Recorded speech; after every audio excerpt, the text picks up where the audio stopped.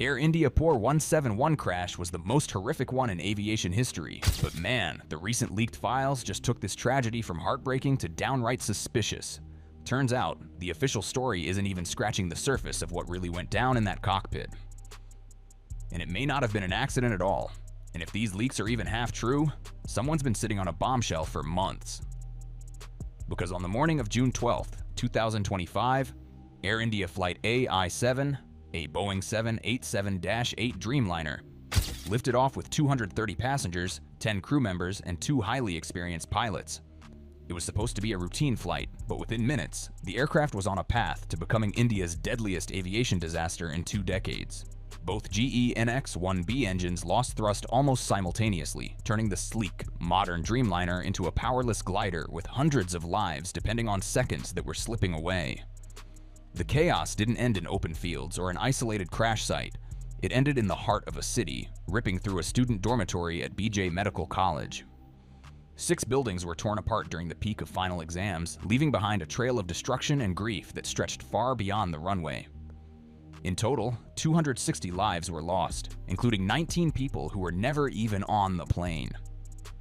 What's making this tragedy even harder to accept is that early leaked investigation files suggest it wasn't just bad luck, weather, or a random technical failure. Officials reviewing the preliminary findings are reportedly unsettled by what's in those documents, not because the cause is still unknown, but because the answer they have points to something far more disturbing. The data from the aircraft shows that the engines didn't fail on their own. They were shut down, not by a malfunction, but by human action.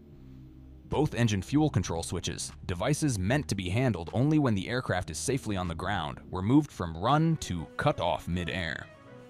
That single action cut off the fuel supply to both engines instantly. The problem? These aren't flimsy, easy-to-bump levers. Each switch is protected by a 2-step safety guard designed to prevent exactly this from happening in flight. You don't just accidentally flip both of them in the middle of a climb. Statistically, the odds of that happening by mistake are almost non-existent. The leaked reports are blunt. There was no sign of mechanical failure anywhere in the aircraft's systems. The Boeing 787 was in good condition, had been routinely maintained, and was performing normally until the moment those switches moved. Even the FAA had flagged similar fuel control lock risks in a 2018 advisory, warning airlines and manufacturers about potential dangers. But instead of enforcing mandatory design changes, they left compliance largely up to the airlines and the captains themselves. That decision now hangs over this crash like a shadow. At the controls of Air India, Flight AI-71 on June 12, 2025, was the first officer, a 32-year-old pilot with 3,400 total flight hours under his belt, 1,100 of them on the Boeing 787 Dreamliner. He wasn't a rookie. He had flown hundreds of hours on this exact aircraft type. Sitting to his left in the captain's seat was a 56-year-old veteran carrying more than 15,000 hours of flight time, with over half of those hours spent specifically on the Dreamliner. The experience level in that cockpit wasn't just high, it was exactly the kind of combination airlines rely on for safe, uneventful flights. Yet, just after takeoff, the cockpit voice recorder picked up a brief, unsettling exchange that would later become one of the most debated moments in modern Indian aviation history. The captain's voice cut through the hum of the climb. "Why did you cut off?"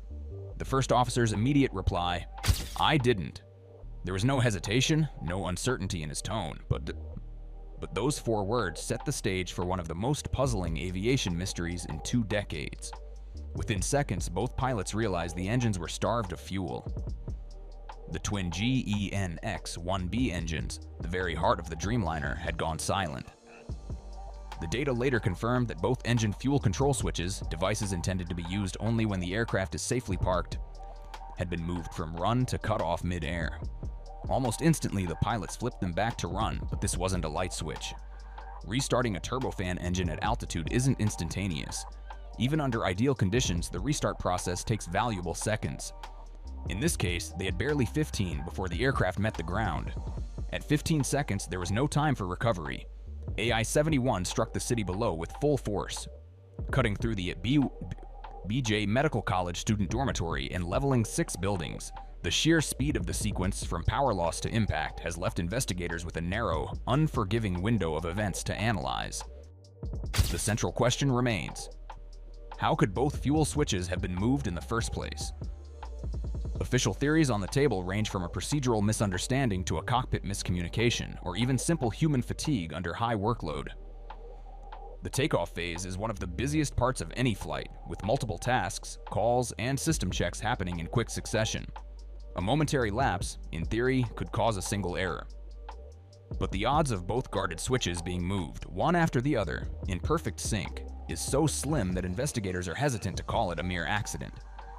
This hesitation grew when a leaked behavioral review surfaced, revealing that the first officer had flagged stress and fatigue concerns to the airline just weeks prior to the crash. While not unusual for pilots to report such conditions in a demanding job, the timing has raised eyebrows. If a pilot is already operating under fatigue, reaction times slow, situational awareness narrows, and procedural discipline can falter. But does that explain both switches being moved? For some in the investigation, the answer is no, at least not completely. Industry sources, however, have introduced another possibility, one rooted in design rather than intent.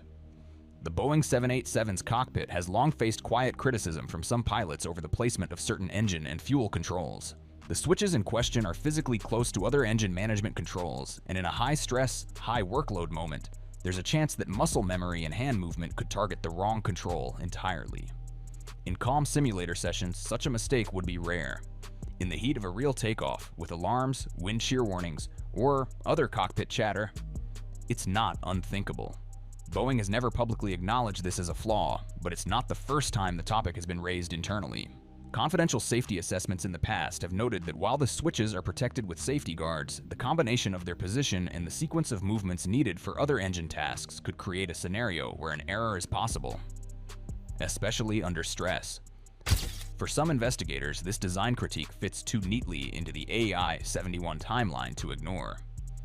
Whether the cause lies in human fatigue, a procedural mix-up, intentional interference, or a subtle but deadly design vulnerability, the fact remains. Both engines of a modern, well-maintained Dreamliner were manually shut down within minutes of takeoff. That's not a theory, that's what the data shows. And in the 15 seconds between flipping those switches back to run and hitting the ground, there was no room left for error, no margin for recovery, and no second chance for anyone on board or on the ground. The Boeing 787. Dreamliner's cockpit is often praised for its modern layout, but buried in that sleek design is a detail that's now under the microscope: the location of the engine fuel cutoff switches. On the 787th, these switches sit uncomfortably close to other engine control functions, a design choice that critics say raises the risk of a critical mistake. In theory, protective guards make it nearly impossible to flip them unintentionally, but in a high workload environment, like takeoff, the proximity to other controls has raised concerns among experienced pilots. That concern isn't new. There have been past cases where similar switch placement on Boeing aircraft nearly caused mid-air engine shutdowns. Those incidents were quietly handled, logged internally, and never made public. The difference is that in those cases, crews had enough altitude, time, and luck to recover. AI-71 didn't.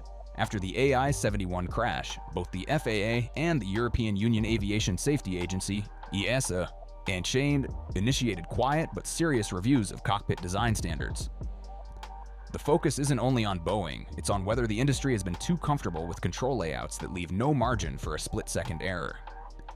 The reviews are looking at how critical switches are placed, how they're protected, and how design might influence instinctive pilot hand movements in stressful conditions. For AI-71 investigators, the placement of the fuel cutoff switches isn't a small design quirk, it's a factor that could have turned a high-tech aircraft into a powerless dive within seconds.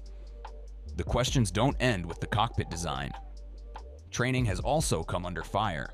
Modern pilot instruction for aircraft like the 787 leans heavily towards system management, operating complex automation, managing software, monitoring engine performance, rather than the kind of raw manual flying skills that older generations were drilled on. It's efficient in a world where most flights are uneventful, but it leaves a dangerous gap when something truly unexpected happens.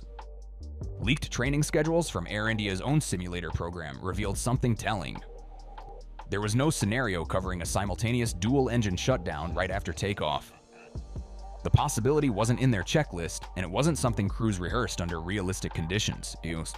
Without that muscle memory, any response is going to be slower, less coordinated, and more prone to critical missteps. The weaknesses weren't only in technical handling. Crew resource management, CRM, The practice of cross-checking and verbal confirmation in the cockpit is supposed to act as a safety net under pressure. But in the AI-71 timeline, both pilots moved within seconds, each apparently convinced the other hadn't touched the switches, and no cross-verification stopped the action. Under extreme stress, that CRM safety net failed. Aviation safety experts are now calling AI-71 the ultimate automation complacency crash, a textbook case of pilots so used to flawless systems that when chaos arrived, they weren't ready to fly the airplane without them. For all the investigations and training reforms, the unanswered questions remained stubbornly in place. Why were the fuel cutoff switches activated at all, and who physically touched them? Was this purely a case of cockpit layout vulnerability meeting bad luck, or was there intent behind the action?